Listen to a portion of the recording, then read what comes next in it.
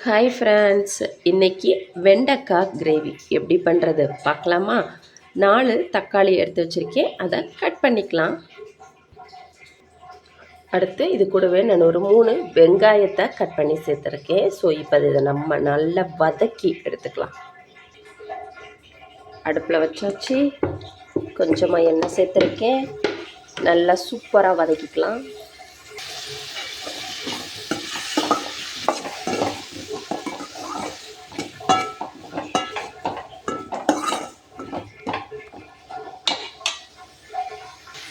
So பாருங்கள், தக்காளி வெங்காயம் சூப்பராக வதங்கிருச்சு. ஸோ இந்த அளவுக்கு வதங்கினாலே போதும், நம்ம அடுப்பை ஆஃப் பண்ணிடலாம். அடுத்து வெண்டைக்காவை வெட்டி ரெடி பண்ணிக்கலாமா? வாங்க. பாருங்கள், வெண்டைக்காய் எடுத்து வச்சுருக்கேன், நல்லா வாஷ் பண்ணிவிட்டு எடுத்து வச்சுருக்கேன். ஸோ இப்போ அதை நம்ம கட் பண்ணிக்கலாம். அதாவது நிறைய குழந்தைகள் வெண்டைக்காயை அவாய்ட் பண்ணுறதுக்கு காரணம் அந்த வலுவழுப்பு தான். ஸோ அந்த வலுவழுப்பை போக்க உங்களுக்கு ஒரு டிப்ஸ் சொல்லி கொடுக்குறேன். இப்போ நம்ம வெண்டைக்காவை கட் பண்ணிக்கலாம். ஸோ பாருங்கள், வெண்டைக்காயை வெட்டிட்டேன். இங்கே பாருங்கள், இந்த மாதிரி வெட்டி எடுத்துக்கோங்க. இப்போ இதை நம்ம அடுப்பில் வச்சிடலாம். பாருங்கள், அடுப்பை லோ ஃப்ளேமில் வச்சுட்டேன். ஸோ லோ ஃப்ளேமில் வச்சுட்டு இது அப்படியே எதுவுமே சேர்க்க வேண்டாம். நீங்கள் எண்ணெய் தண்ணி எதுவுமே சேர்க்க வேண்டாம். வெறும் கடாயில் இந்த மாதிரி வதக்கி விடுங்க. வதக்கினாலே போதும். அடுப்பை லோ ஃப்ளேமில் வச்சு வதக்குங்க. வதக்கினாலே அதில் இருக்கிற அந்த வளவளப்பு எல்லாமே போயிடும். சூப்பராக உங்களுக்கு கிடைக்கும்.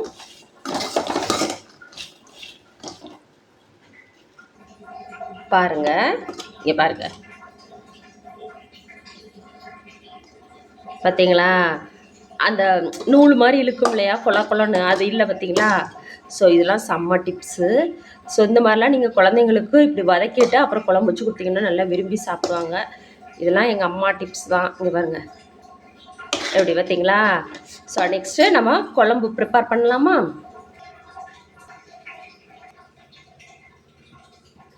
பாருங்கள், தக்காளி வெங்காயம் வதக்கின பேஸ்ட்டு ரெடி பண்ணியாச்சு.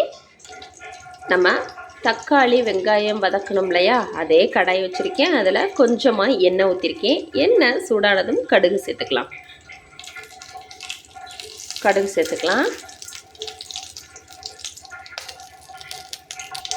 கடுகு பொரிஞ்சதும் வெங்காயம், அடுத்து கருவேப்பிலை சேர்த்துடலாம். அடுத்து ஆல்ரெடி நம்ம வதக்கி வச்சுருக்கோம் இல்லையா, வெண்டைக்காய் எப்படி விழுகுது பாருங்கள், வலுவழுப்பே இல்லாமல். ஸோ வெண்டைக்காய் சேர்த்துடலாம். வெண்டைக்காய் சேர்த்துட்டு ஒரு 2 பெரட்டி விடுங்க.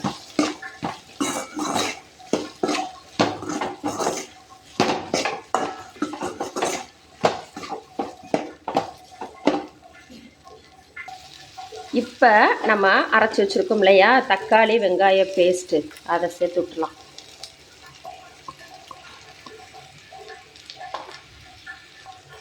சேர்த்து விட்டுட்டு நல்லா கலந்து விடுங்க.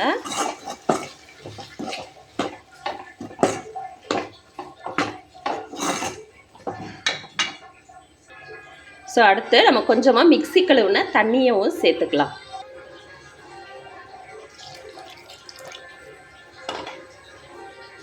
சேர்த்துட்டு நல்லா கலந்து விடணும்.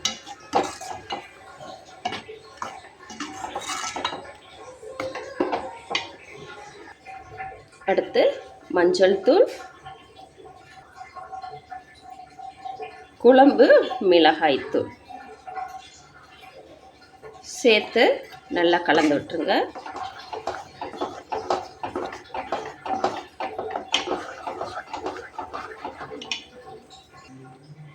அடுத்து இதில் நம்ம கரைச்சி வச்சுருக்கிற புளித்தண்ணியை ஆட் பண்ணிடலாம்.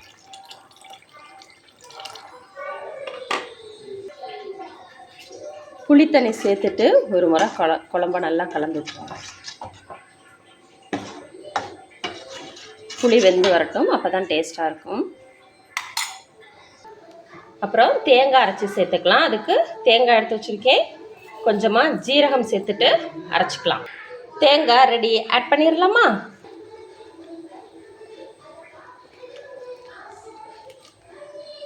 அவ்வளவுதான். ஸோ இப்போ வரைக்கும் நம்ம குழம்புல உப்பு சேர்க்கவே இல்லை. ஸோ இப்போ நம்ம உப்பு சேர்த்துக்கலாம். அவ்வளவுதாங்க. சூப்பரான வெண்டைக்காய் குழம்பு ரெடி. ஸோ நம்ம சேனலை சப்ஸ்கிரைப் பண்ணாதவங்களாம் உடனே சப்ஸ்கிரைப் பண்ணிடுங்க. இந்த மாதிரியான ஹெல்த்தி ரெசிபி ரொம்ப ரொம்ப உங்களுக்கு நான் ஷேர் பண்ணுறேன். நம்மளோட ரெசிபிஸ் எல்லாமே தெரிஞ்சுக்கணும் அப்படின்னா நீங்கள் கண்டிப்பாக ஷேர் பண்ணுங்கள். நம்ம சேனலை சப்ஸ்கிரைப் பண்ணவும் மறந்துடாதீங்க. மறக்காமல் சப்ஸ்கிரைப் பண்ணிடுங்க. பாய். அவ்வளவுதான். சூப்பரான வெண்டைக்காய் கிரேவி ரெடி ஆயிடுச்சு.